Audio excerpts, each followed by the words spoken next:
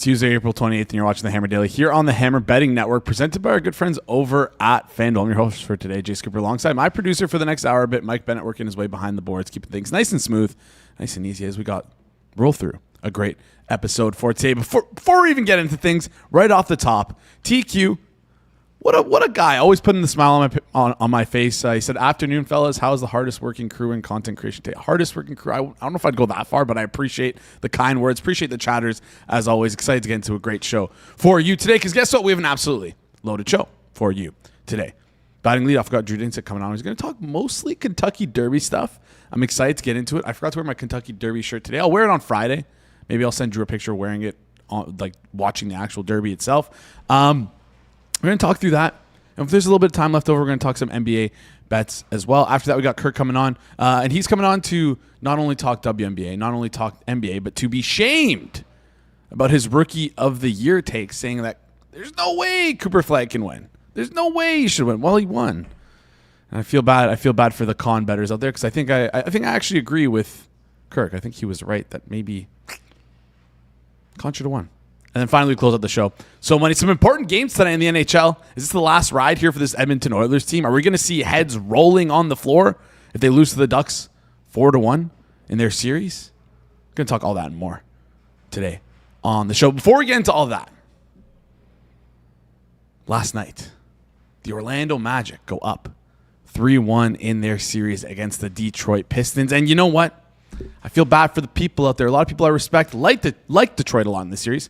But you know what? A lot of people I don't respect like Detroit a lot in this series. And I am just eating it all up and laughing. Can we roll the clip of Joey Knish one more time, please? Total slap homer. Give me Detroit basketball to win the Eastern Conference. Oh, my goodness. Joey Knish jumping in there saying Detroit basketball to win the Eastern Conference. My brother, they're not even going to get out of the first round. And, you know what bothers me the most? We set up this whole spot for him to come on, an extravaganza. He's going to give a pick. This guy didn't even look. He didn't do any research, didn't look at anything, didn't run a number, didn't even ask his model bro friends. He's just like, you know what? I'm from Detroit. Let's give him out to win. So I hope you guys faded. I hope you guys didn't tail Knish. I apologize on behalf of the network for having him on this show. Because if that's the terrible analysis you're going to get, man, I don't know what's going on here. I did message him and I said, Knish, if the Magic get bounced in if the Magic bounce the Pistons in round one, will you let me waterboard you? We will see if he lets me waterboard him. For those who don't know, there was a guy on Twitter who is a Pistons fan who waterboarded himself to remind himself that there are things worse than being a Pistons fan. Oh, I love Twitter. I love Twitter. Anyways, excited to get into today's show. Excited to bring on our first guest. Excited to talk with Drew. But before that, it's Tuesday. And that means it's Dinger Tuesday. The Hammer Daily is brought to you by FanDuel. Baseball fans, big hits get even bigger with Dinger Tuesday on FanDuel. Customers can choose their own reward every Tuesday to use on home run bets. How will you play your game? Option 1, the bet reset. Use this on your wager and you'll get refunded in bonus bets if your bet loses. Option 2, the one I'm going for, a 50% profit boost. Make your bet, activate the profit boost, and if it hits, the extra winnings are yours at no extra cost. Make your choice and the reward will be ready to use on your next home run bet. There's 2 guys I like today. Circled them. My favorite guy I like is Trevor Story at plus 720, which is best price in market over on FanDuel. And then the other one is Josh Jung, plus 920, also best price in market on FanDuel. I'm going to take Trevor Story and use my 50% profit boost on that. But you guys can pick between the two. Or if you like someone else to hit a home run, you can do that as well. So visit FanDuel.com/forwardprogress to choose your reward for home run bets every Dinger Tuesday. Play ball with the home for home runs on FanDuel, an official partner of the MLB. Must be 21 plus and present in select states. For Kansas and affiliates, Kansas Casino, 18 plus present in DC, Kentucky, or Wyoming. Opt-in required. Rewards and non-withdrawable restrictions apply, including bonus and token expiration, leg requirements, and max wager amount. See terms at sportsbook.fanduel.com. Gambling problem? Call 1-800-GAMBLER. 1-800-MY-RESET. Call 1-888-789-7777. Or visit ccpg.org/John, Connecticut. Visit mdgamblinghelp.org in Maryland. Visit gamblinghelplinema.org or call 1-800-327-5050 for 24/7 support in Massachusetts, or call 1-877-8-OPEN-Y or text OPEN-Y in New York. All right. Let's bring on our first guest here. He's an NFL, NBA, tennis and horse racing handicapper, betting analyst over at NBC Sports Bet, co-host of the Deep Dive podcast, which you guys should be listening to, and the best bottom-up wine expert on gambling Twitter. Drew, you look excited. How's it going today? Oh, it's going great, man. Derby week is one of my favorite weeks of the entire year. Tail end of a really great sports month. This is what it's all about, man. Great Derby this year. I don't know if did you guys hear the news, the big news? What's the big news? Taylor Swift, Travis Kelce, they're going to be there on Saturday. They bought into the Puma. They're now owners of one of the Derby horses. All right, so we know that these are like pari-mutuel markets, so like the amount of handle on each horse, right? Like then that would change the odds. That's how it works, right? So are we going to see a lot of Swifties running in and pushing the odds in favor of? Yeah, probably. Actually, it is a vault. Yes, lock in those fixed odds on the Puma now at 9-1 or 10-1 or whatever it is, and then watch them go off at 4-1. Yeah. There you That's go. Not crazy, actually. If you want. It's going to go one way. All right, we'll talk a little bit about more of that. But I have to know, Taylor Swift is going to be there. Travis Kelce are going to be there. Are you going to be there? I know you've been before. Are you going to be in attendance this year? Fly out tomorrow. I love it. All right. Let's talk about the Derby. Go ahead. Boots on the ground Thursday is where I'm going to get most of my the most useful information out of this. Okay. They like the recon that I get to do Thursday morning on the backside, talking to the clockers who have watched the horses work out for a week, kind of have sincere opinions of like who has traveled well, who looks like ready to go, who looks the most comfortable in the training sessions. Like that's going to be very valuable. Also hearing from the grooms and some of the, the backside scuttlebutt of who's likely to scratch, because there's probably going to be half a dozen scratches.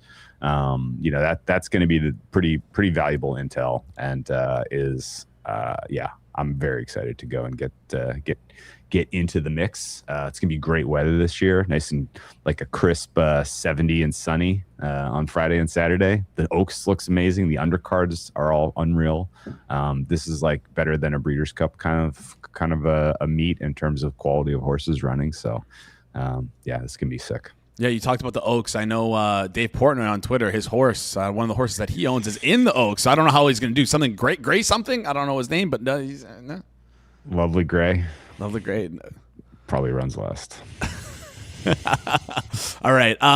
Let's get into the Derby itself, though. For people who don't really, only tune in to horse racing once a year for the Derby, sort of how do you explain what makes this race special to even like non-horse racing fans? Sure.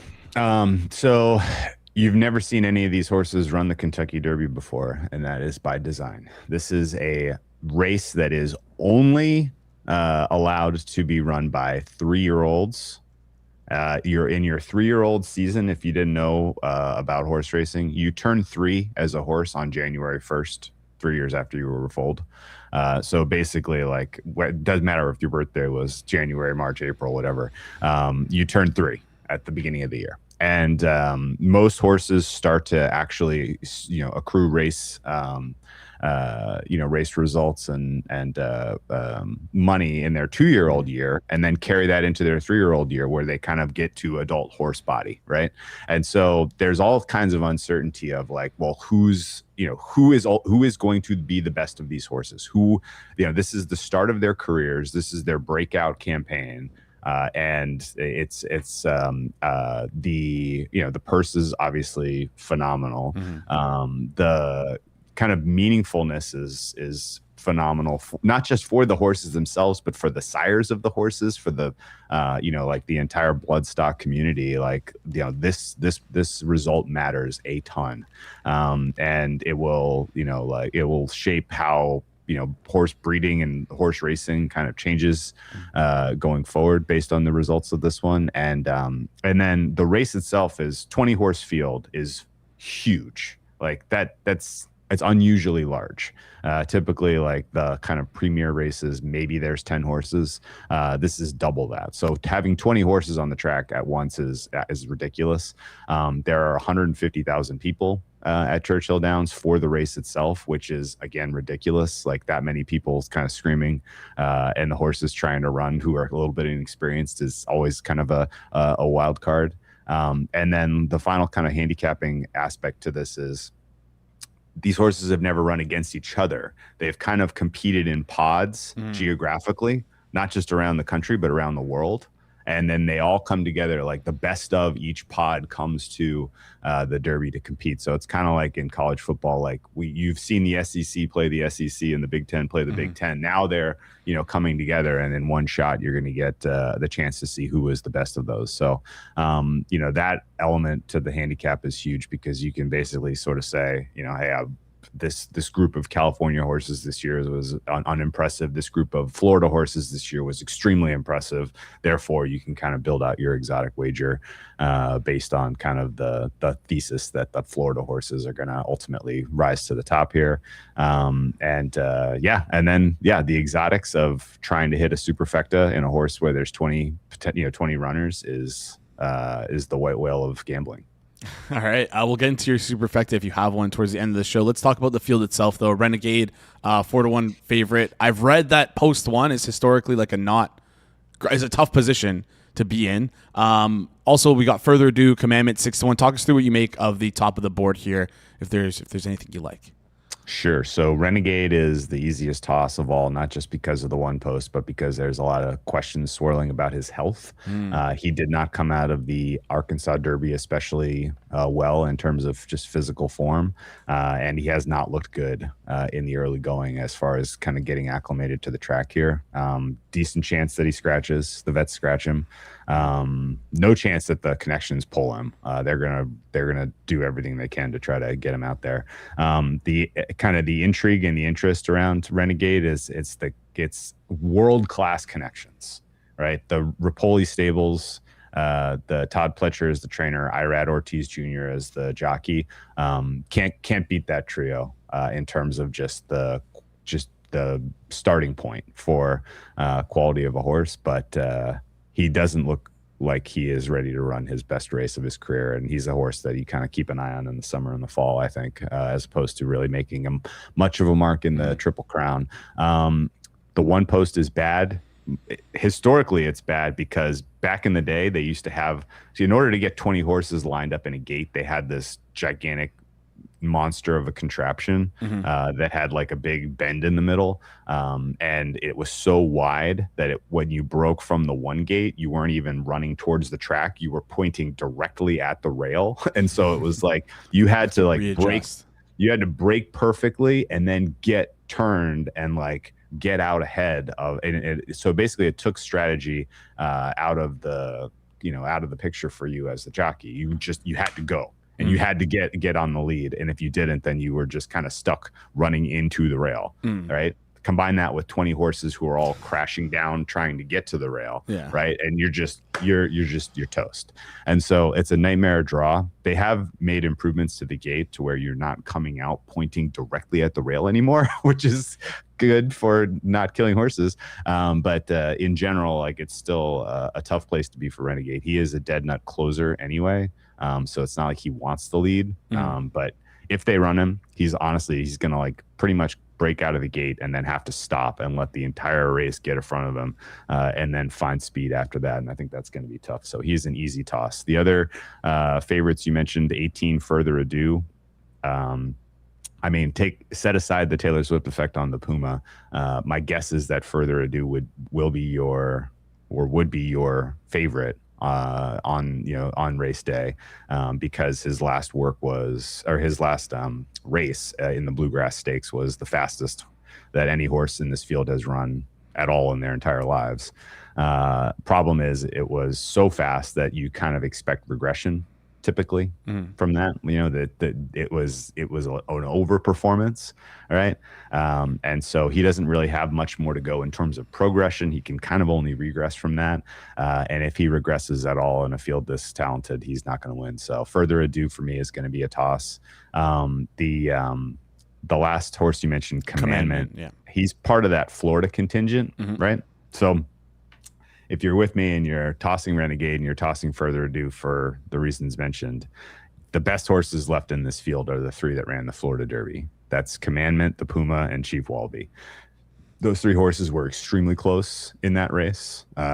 Commandment only beat the Puma because he had a perfectly timed head bob. So he just got his snout across the line, like barely ahead of the Puma. The Puma was probably the better horse in that field, in that race. And from what I saw in the run out, I thought Chief Wallaby looked like the one that wanted more distance. This is none of these horses have ever run a mile and a quarter in their lives. The most that any of it has ever run is a mile and 3/16. So this is a step up in distance for all of them. And to me, at least, between the three, Wallaby, Commandment, and the Puma, it looked like Wallaby wants the distance the most. And so, at the longest price between those three, he would probably be the bet as well. So the only minus on Wallaby is he's adding blinkers for this race. Blinkers are to kind of help him maintain focus and not get distracted by other courses passing him. That might end up affecting him negatively if he is too forwardly placed and uses up too much of his juice in the first half of the race. But I would still say between the three of the Florida horses, Wallaby to me looks like the one to bet on. Commandment, he'll hit the board. He'll probably be in the top four, but I don't think he realistically can go any faster than what we've already seen him do in his career. 4 straight wins is impressive. Winning the Florida Derby in that talented field was impressive, but he doesn't look like he has another gear to me. So he's going to be use under, not on top. Yeah, Wallaby 8-1, Puma 10-1. And then in the chat, TQ mentioning that he likes Chief Wallaby, also saying he wants to hear your thoughts on emerging market. Yeah, so there are two. The three horses we mentioned. Yeah, Commandment, Puma, and Wallaby. They're all factors. Okay. Outside of that, there are two other ones that I think are important to kind of gather information on and maybe use either on top or in the second, third hole in your superfecta. Emerging market is one of them. Chad Brown horse, very lightly raced. He's only run 2 races in his life. So the negative on him is he just may not be experienced enough to come out and run a good race in a 20-horse field. He got a great draw at 15. He has potential to, continue to. We don't know what his ceiling is because he's so lightly raced. He might ultimately be the best horse in this field, and it wouldn't shock anyone. So emerging market, I'm very excited to collect some more information on him out there because he might be a guy that I use on top. The other one that I need to understand what's going on is Danon Bourbon, the 7-horse. So this is the Japanese invader. If you followed horse racing the last several years, you kind of know that the Japanese, overall their horse racing results on the international stage have just gotten significantly more impressive year over year. They had the Breeders' Cup Classic winner last year in Forever Young. Forever Young came very close to winning the Derby here 3 years ago. And in general, I think anyone you would ask, they would say Forever Young is the best racehorse on planet Earth right now.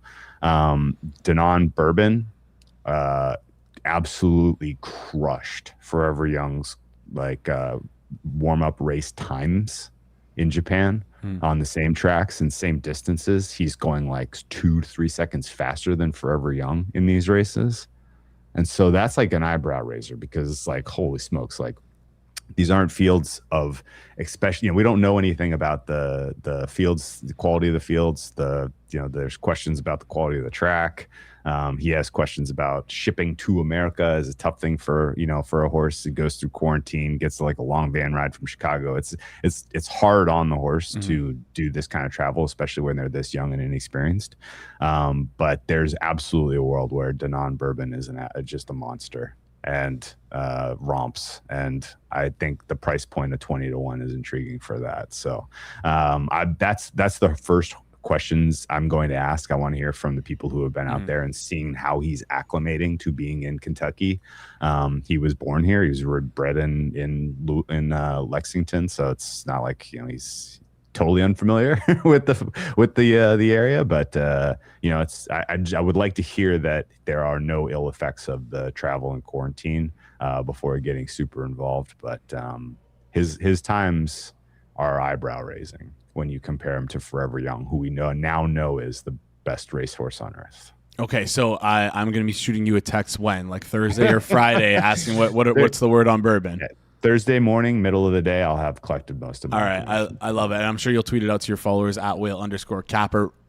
Drew, before you head out here, give me your superfecta. Mm-hmm. Yeah, give it to me. 7-12 on top, Denon Bourbon and Chief Wallaby.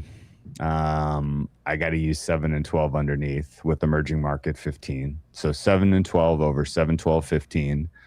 In the third, I'm going to put 7-12, 6, 9, and 15. And then we want to bomb in that 4 hole. So I'm going to put some absurd ones. We're going to throw 20 in there in the 4 spot. I'm going to put 14 in there on the 4 spot. 11 goes into the 4 spot. 2. We want to hit a bomb on the bottom there to round out our super. So top of the card is going to be, assuming that I don't find a reason to top Denon Bourbon, it's going to be 7 and 12. All right, 7 or 12 is what we're looking at. And then hat or no hat? I assume I know where this is going to go. Oh, hat. Yeah, okay. Absolutely hat. The question is which hat. I have 5 to choose from. It's going to be a really tough call. Okay, I don't have a hat box to travel with. I can only wear one. You can only wear one? So. Okay. We got to get you a hat box then. And then finally, your favorite story from covering the races over the years and being there in person. Is there one thing that sticks out to you? Oh, yeah. So I grew up a Red Sox fan and remember them breaking the curse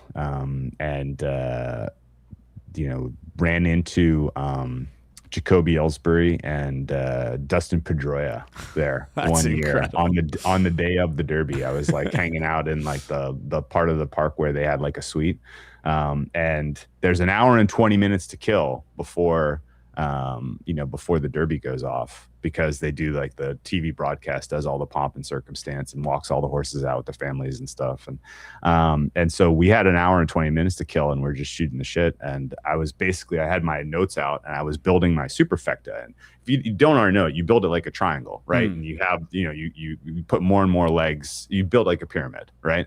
And you put more and more legs as you go down. And they were like, what are you doing, man? And I was telling them how to build out the superfecta and how it's the white whale of sports betting. And they were like, well, we want in on this, And so we went through the entire race card and I kind of told them about every horse and we kind of built out what we wanted as our super.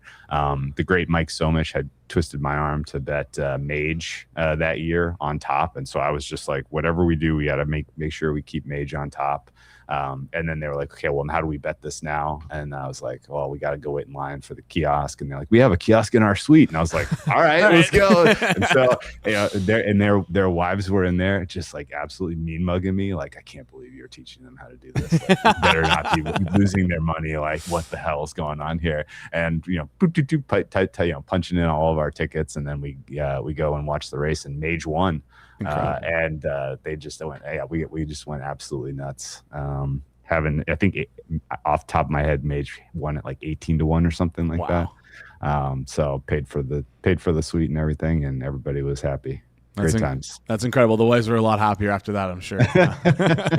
Drew, except now they know how to lose money betting horses. There you go. Oh yeah. There you go. Drew, appreciate you joining the show. Enjoy the Derby. You can follow Drew on Twitter @whale_capper. We'll chat soon. All right. Best luck, guys. Appreciate it. Drew, best guy. Great stuff as always. Going to have boots on the ground for the Derby. Drew's super useful when it comes to that stuff. Our next guest, not so useful when it comes to anything. But one thing he is good at, if there is one thing, is that he's not, he can be an idiot sometimes, but he doesn't ever waste his time sort of toggling through different sports books trying to find his best bet. What he likes to do is, just use BetStamp Pro. Because when you do that, you're giving up your edge before you even place your bets. BetStamp Pro pulls real-time odds from over 200 sports books, regulated offshore PPHs, exchanges, and prediction markets, all on one screen with sub-second latency. But the real advantage there is BetStamp's true line of proprietary algorithm that aggregates the sharpest books to calculate what the real number should be. You're not just seeing odds, you're seeing where the edge actually is. Sort by EV, filter by hold, and identify off-market lines the second that they appear. This is the same tool pros use to scale their profits. Head over to betstamp.com/hammer and get a free 14-day trial to see the full main market screen for yourself. That's betstamp.com/hammer, or click that QR code on screen, scan the QR code on screen, or click the link in the description. You can't click a QR code. All right, let's get into our next guest here. Appreciate him letting me use him as a punching bag for our segue. The fade god himself. People have been clamoring for him. Kirk Evans. How's it going? Jeez, a lot of shots in that intro. What the hell? Sorry. I feel bad. I wasn't ready for that. Well, yesterday my feelings are hurt. Yesterday you told me you'd be happy if I got fired. So, I had to, return the favor. That is literally the opposite of what happened. Well, we don't have video evidence, so agree to disagree. I don't know. Oh, God. There's nothing you love more than revisionist history. I love it. I love it. Anyways, revisionist history. No revisionism here. Kirk, you came on the show. You flag planted for Rookie of the Year. The problem is you picked the wrong flag. You went with Con Knipple instead of Cooper Flagg to win Rookie of the Year. While I don't disagree with you that Con probably should have won. Seems like the voters wanted Cooper Flagg. What do you make of it? Yeah, I don't know. I was arguing because I thought Con had a really good chance to win. I thought Flagg had a really good chance to win. And I thought it was undeserved. Yes.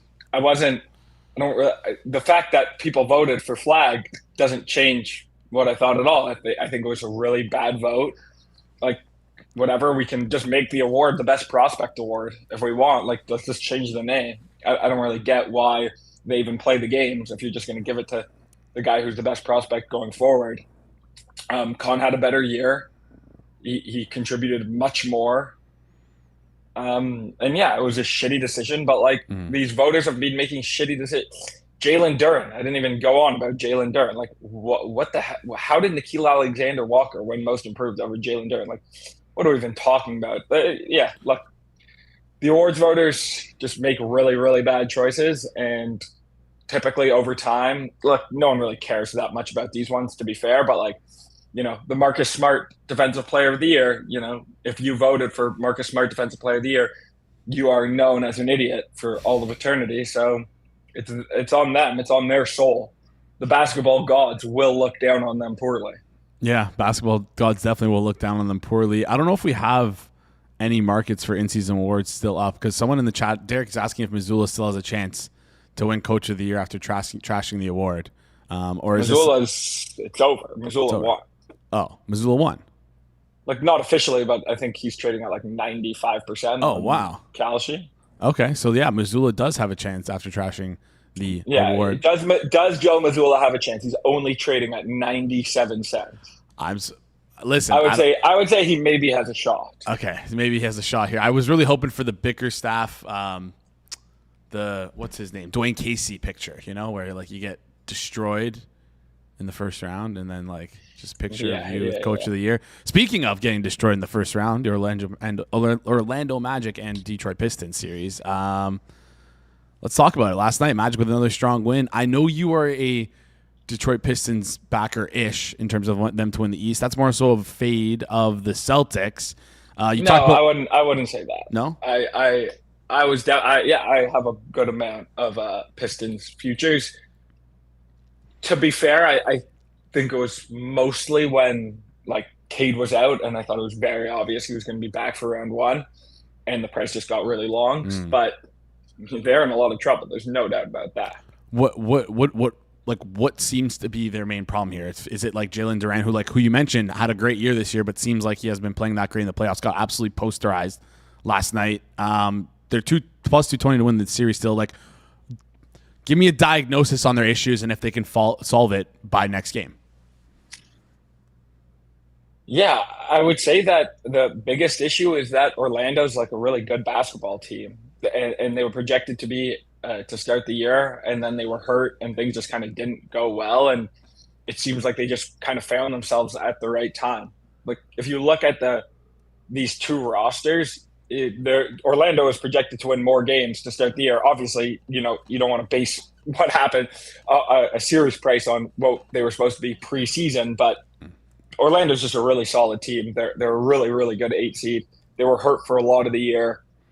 And yeah, Duren has been a real issue.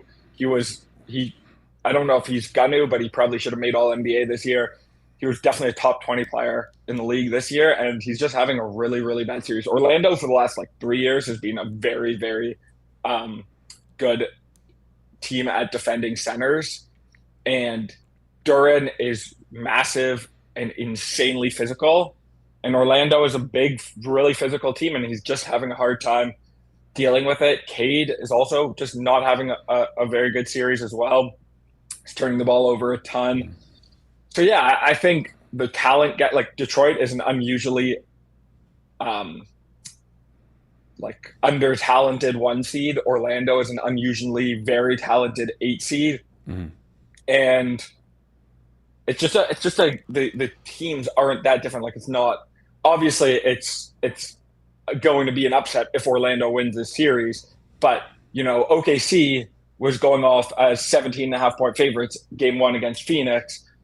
Detroit was going off at 9-point favorites against Orlando. It's just the seeds tell a bit of a different story of than actually how good these teams are. But yeah, Orlando has obviously kind of figured it out after what seemed to be a lost season, and Detroit is kind of having the playoff struggles that maybe some anticipated. But if Detroit can turn it around and win this series, I don't think they're dead in the water by any means. They could still win the East to me, and I think Orlando also could win the East for sure with how wide open it is. All right. I want to talk about the East as well. Do me a favor, tilt your camera down a little bit more so we can get more of you in frame. The East, there seems to be, we talked about this a little bit yesterday in office, there seems to be a ton of parity in the East. No one has really separated themselves in the pack. Do you think it's a clear hierarchy where it's sort of Boston 1A, Cleveland 1B, and then everyone else?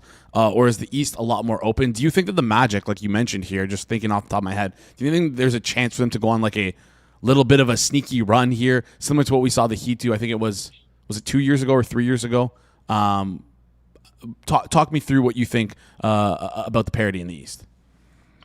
Yeah, I think the 2 best teams in the league by a very, very wide margin are okay. Maybe not. San Antonio and Boston are close-ish, but I think San Antonio is certainly better than Boston. I would say Boston is clearly the favorite in the East right now, with the Cavs kind of struggles the last couple of games. I haven't been particularly impressed by Boston this series either.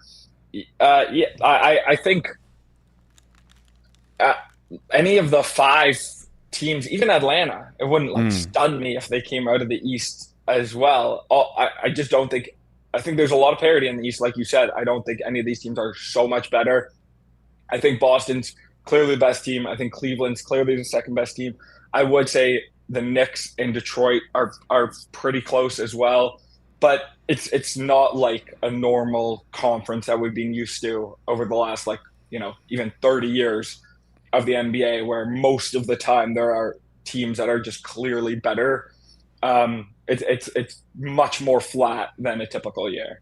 All right, we got an open field in the East. That leads us to some games tonight. We have 2 games from the Eastern Conference here with the 76ers, Celtics, Hawks, and Knicks. Also, the Trailblazers playing the Spurs. Anything you like in terms of sides and totals? No, I don't have any. I don't have any bets tonight. For the NBA, I think everything's pretty fair. If I had to, I maybe would bet Atlanta and maybe would bet Portland, but I have not bet anything, and I would not bet it. All right, Atlanta and Portland, maybe if we can get a better number on that.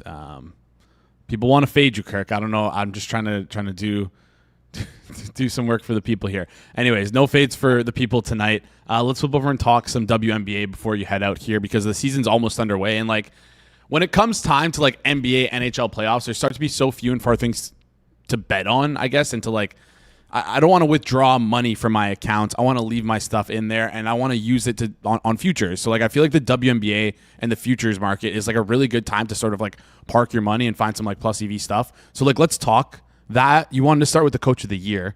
Talk me through the WNBA Coach of the Year market, if there's a certain person that sticks out to you here. For sure.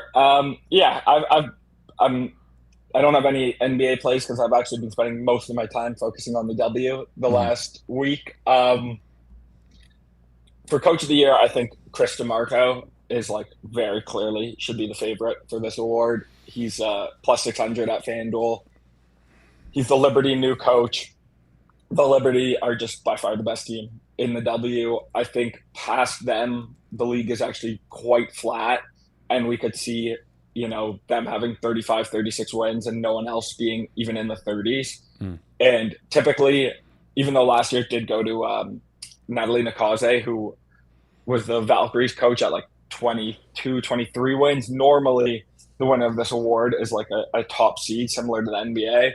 And if you have, 5 more wins than the next best team, you're probably going to win this award, especially considering I don't think the MVP will come from the Liberty. Normally, if a team's that much better than everyone else, they would have the MVP, but their team's pretty flat with like their best player and 4th best player being, between the 5th and 20th best player in the league. So I don't think the MVP will come from this team unless Asia gets hurt. So I think that there's a lot of room for award voters to give the Liberty love, and I just think there's no way that he should be plus 600. He should probably be, closer to plus 250. All right. I'm just looking at the odds boards here for both MVP and even Defensive Player of the Year. It doesn't seem like the Liberty are going to get much representation there, and if they're going to be one of the better teams in the WNBA, you got to think that they're going to get some respect in the awards market. So maybe Coach of the Year is where we should be looking. This might be like a dumb question, but like, do you think that who votes on the WNBA awards, and do you think like the fact that like how new, like Chris DeMarco, new blood, is this like could this be like a bad thing for him, like in the WNBA? No, I don't think so. Last year, the top 3 in Coach of the Year were all new coaches. I actually think that probably gives you a little bit of an advantage because you don't have any prior. So the only like thought that you have is that like they're really good. There's no prior that, if someone thinks that they're a bad coach but they're having a good year. So I don't think that's really any disadvantage. All right, let's talk through. You want to talk some win totals? Or are there any other MVP, Defensive Player of the Year, even 6-player markets you want to look at, or do you want to flip over and talk some win totals? Doesn't look like. Okay, yeah, let's talk win totals. All right, what are the biggest ones that are sticking out to you here? So to start, I would say I think Portland Fire under 10.5 wins, minus 105 is a really strong bet. 11 wins isn't that many, but this team is absolutely terrible.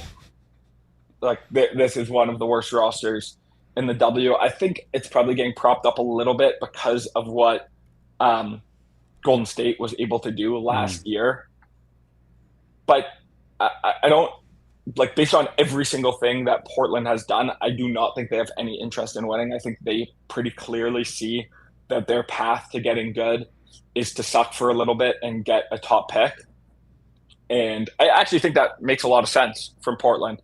But yeah, they drafted extremely young players in the expansion draft. They did not sign one notable free agent. The Tempo, who are listed like 5 more wins than them, very clearly are going to make an effort to make the playoffs this year. Portland, not so much. I think that they are going to be by far the worst team in the league. All right, Portland Fire, we're circling them. You also mentioned, you came on the show a couple weeks ago, mentioned before the expansion draft, Tempo, I think it was over 11.5 wins. They're now sitting at 15.5, so that was a pretty good shout out there. Any other win totals you like here? Yeah, we could go 2 more. This what we can call actually 2 bets here. Okay. One's going to be a bit of a long shot. Okay. The Connecticut Sun over 11.5 wins at minus 114, and to make the playoffs at plus 1,500. I think the WNBA market, like, since it's kind of in its infancy still, really just over indexes on like players, like more known players and especially like non-European players. Layla LeCan came over last year and was like a truly unbelievable player for being 21 years old. They were minus 19 net rating when she was off the court and like a 0 net rating when she was on the court. She is like really, and she's 21 years old. They have a lot of young talent on this team. Their depth chart isn't that bad. Like for them to be priced near Portland and 16-1 to make the playoffs, it's just much too long and way too few wins. The problem is I don't think they're trying to be good particularly. They did sign Griner, who, maybe she could try and contribute. I think she will help. She'll be better than Tina Charles.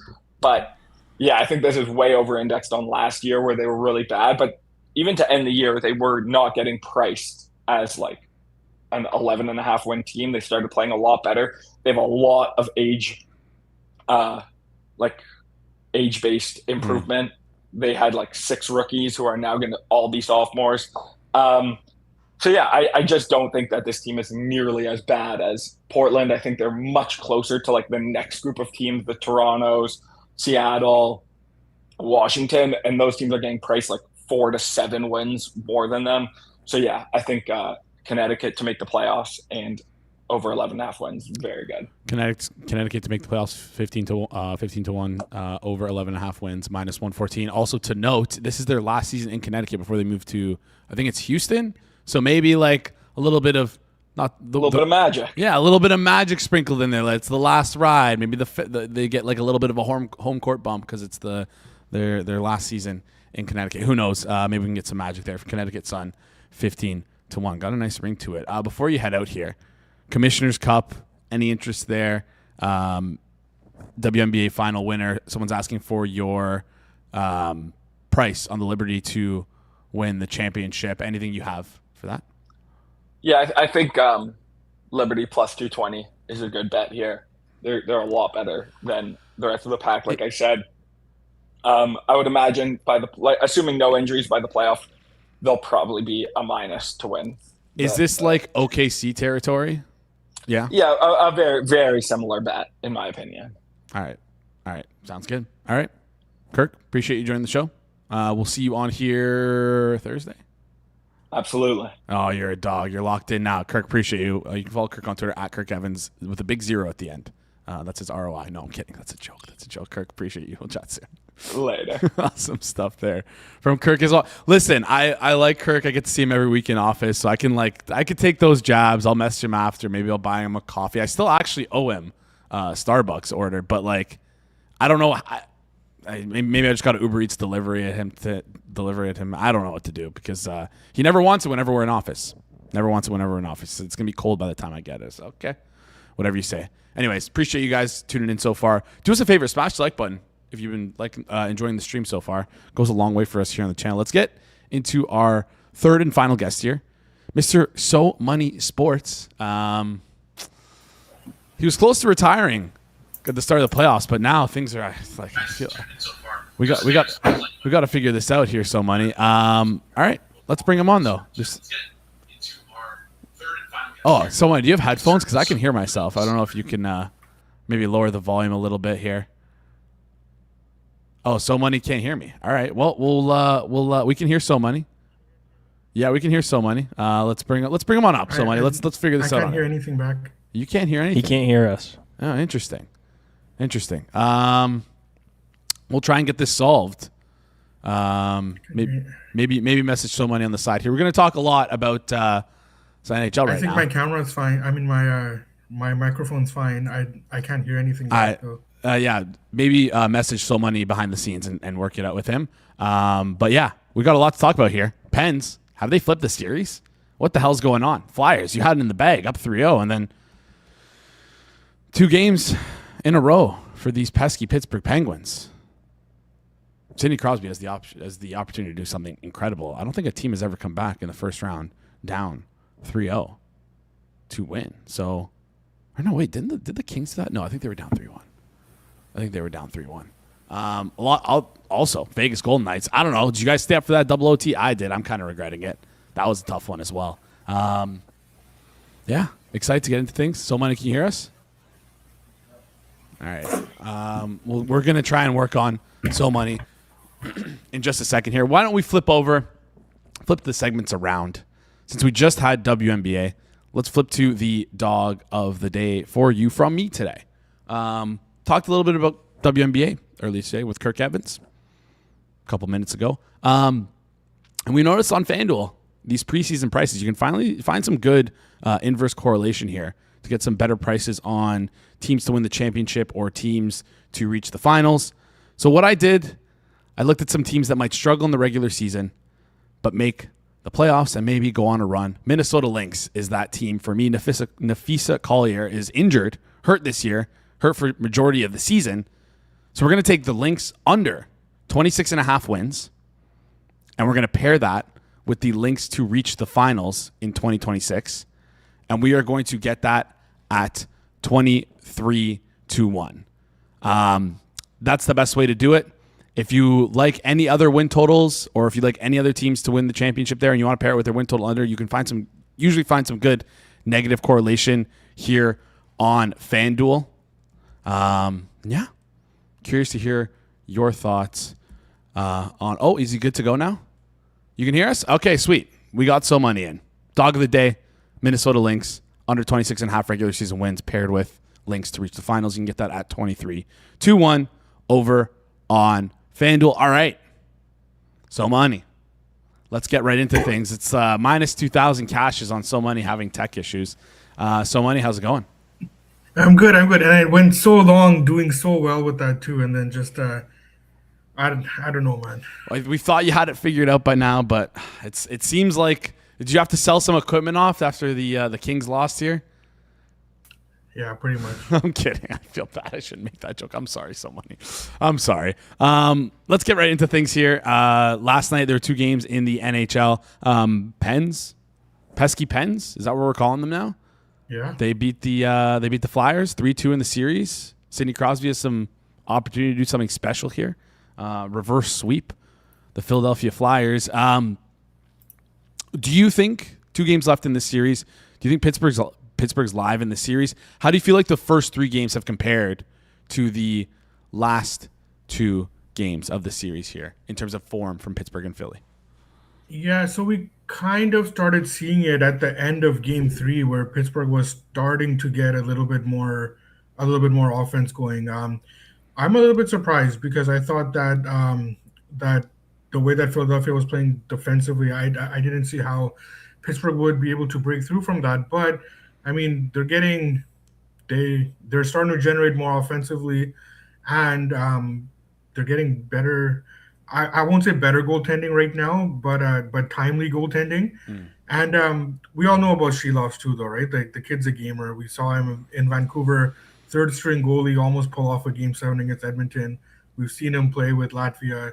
He won the Calder Cup last year, being the MVP in that Abbotsford run. So the kid's got a lot of gamer in him, and I think that Pittsburgh's live. I think Philadelphia needs to be careful here.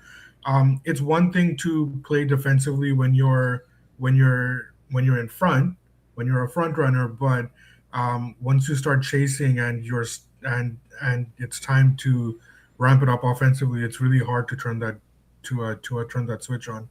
Yeah. Are you looking towards any serious prices here? Are you trying to get on the Penguins train? Or are you just kind of sitting on the sidelines right now? Penguins plus 265 to win the series. Talk me through this one. Yeah, that's not going to be enough for me. I think that the time to play the Penguins was before Game 5. Yep. So yeah, it's not going to be enough for me right now. I would have interest in the Penguins tomorrow, if in terms of if the pricing was right, but I can't do it at the 265 right now, though. All right, we're going to stay away from the 265 at the current number. Let's flip over and talk the other game last night, Vegas, Utah. Oh my gosh. Talk about do the NHL scriptwriters know that we don't have to have all these 10:30 late games go to overtime, double overtime?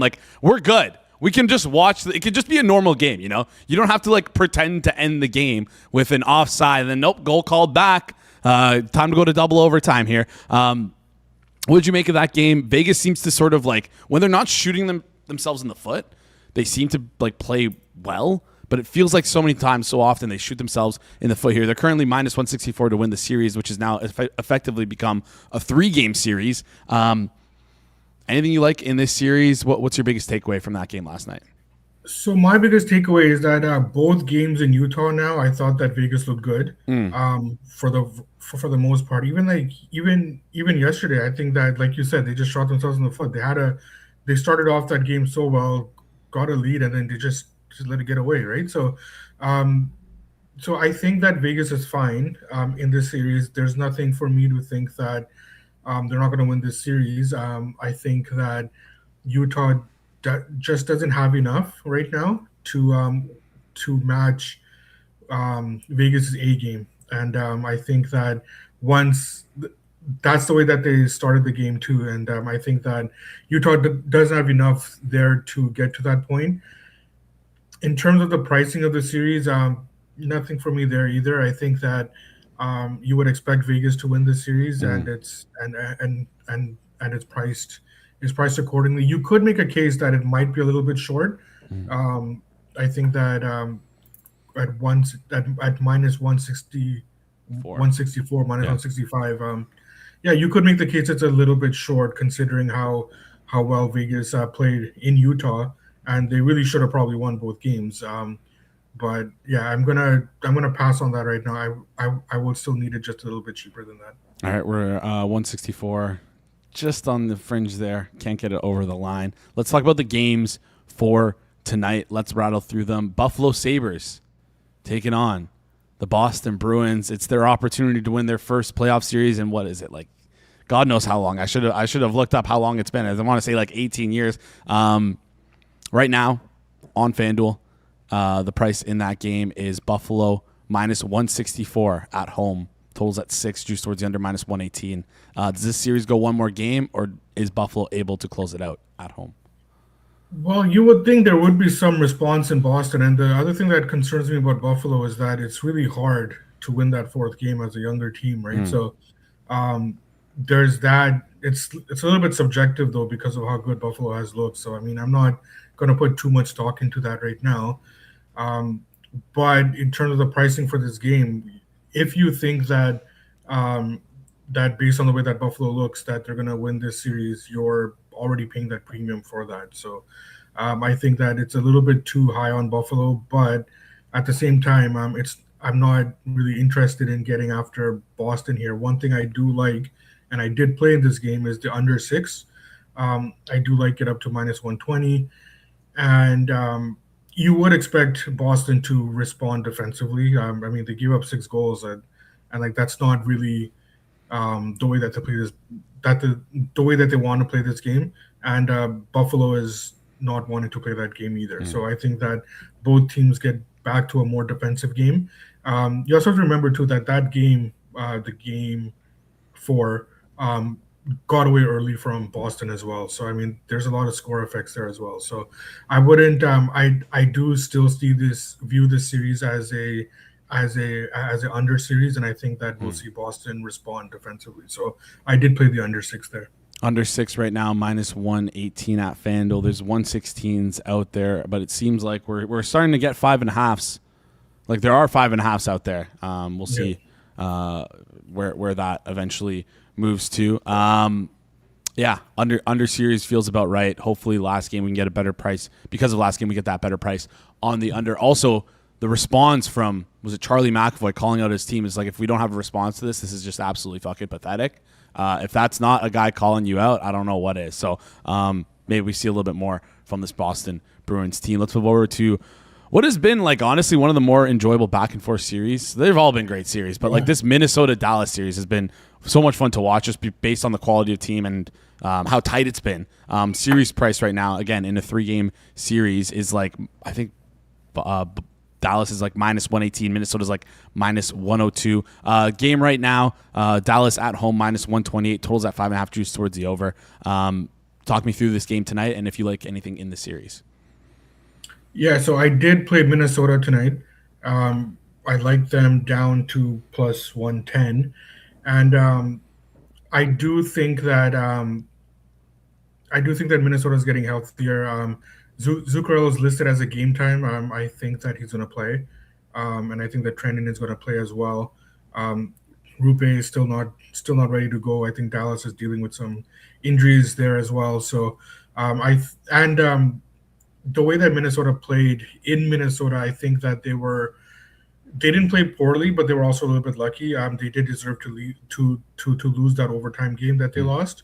But full credit for that, for responding in Game 4. And I think that as this series goes on, one of my concerns was, as if you're rooting for Dallas, one of my concerns was that I think that Minnesota has the ability to wear down Dallas defensively.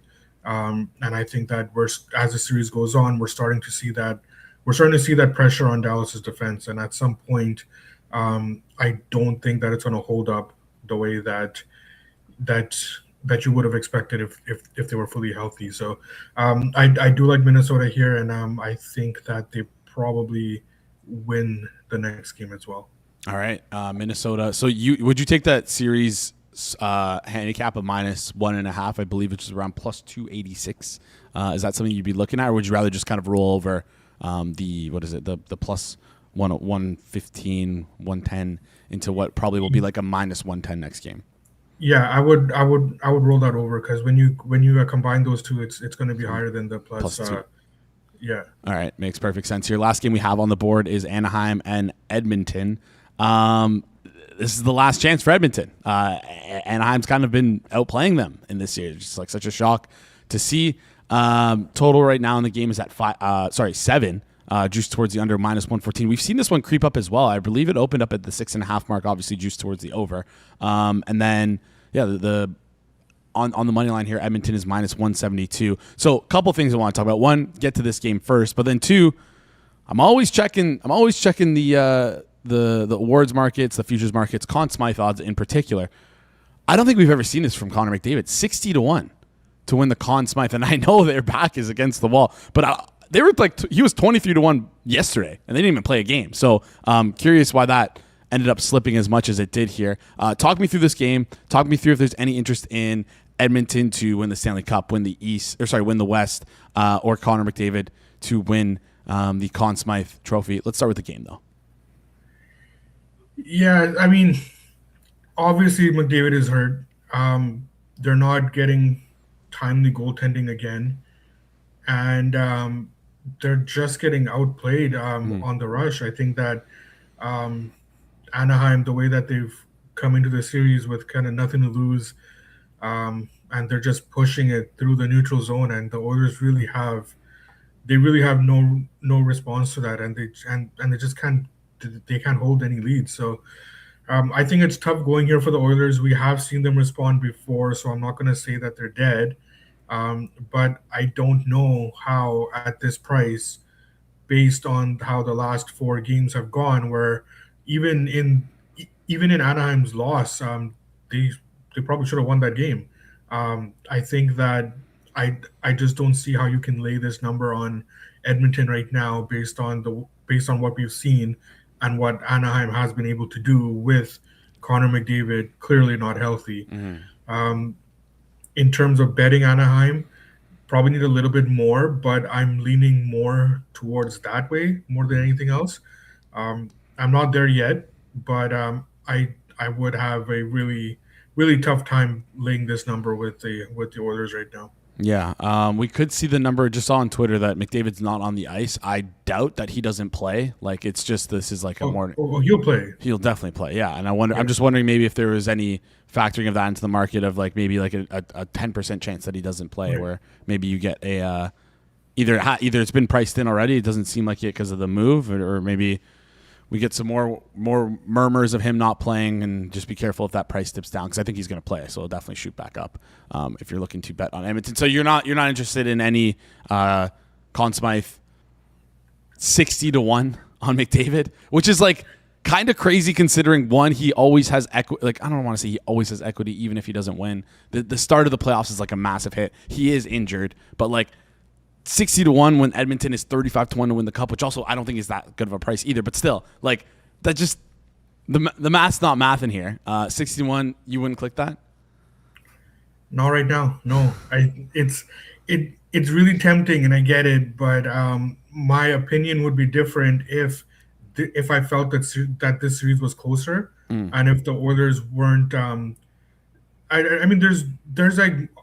In every game, there's been situations where for a long stretch of time, the Oilers are just being run out of the building, and Anaheim has just turned it up, and the Oilers have no response. If this was a closer series, even if the Oilers were down 3-1, and I felt that like there's just a lot of bad luck here and all of that, but this is Anaheim is not up 3-1 because of good luck. They're very deservingly up 3-1, and that is what concerns me. If I'm looking at the Oilers now, it's not to say that they can't turn it around. We've seen that before, but there's large stretches where they're just getting run out of the building. That's very concerning. Yeah, I just see the 60-1, and I'm like, it's like I'm just gravitating towards it. But I'm gonna hold off on that one before we head out. So many. Any final thoughts here? Whether it be a series price, whether it be the awards markets, whether it be the Hart Trophy, which we can still bet on FanDuel. It seems like Macklin Celebrini's name's back in the mix here at 60-1. McDavid at -102. Kucherov +130. McKinnon all the way up +580. Any final thoughts here before you head out? Yeah, I don't see anything there. I do one series price that I do like, and I would have liked a little bit more, but the Habs at +146. I really think they can do it. They've been right there this whole series. In the end, Tampa Bay probably has just a little bit more in terms of experience and in terms of just the championship pedigree. But I think that number on the Habs is too high right now. +146 for the Habs to win. Also, someone in the chat saying some good prices still out there on Kaprizov plus Boldy. I don't know if that means to score a point, to score a goal. Would like to get some more information on that before you head out. Boldy +155 to score a goal. Kaprizov +155. Maybe it's not that. Anyways, so Money, appreciate you joining the show. We'll chat soon. Sounds good. Thanks, man. Great stuff there from So Money Sports. As always, what a trooper. What a guy. Best guy. Favorite goalie. If I had a men's league team and I needed a goalie, he lived in Toronto, number one on my speed dial.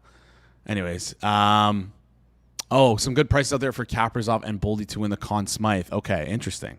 Yeah, I'll give a shout out to those prices in just a second here. Before we head out, do us a huge favor. Smash the like button. Goes a long way here on the channel. If you're new to the channel as well, hit that subscribe button. Kirill Kaprizov 50-1. Wow. Really?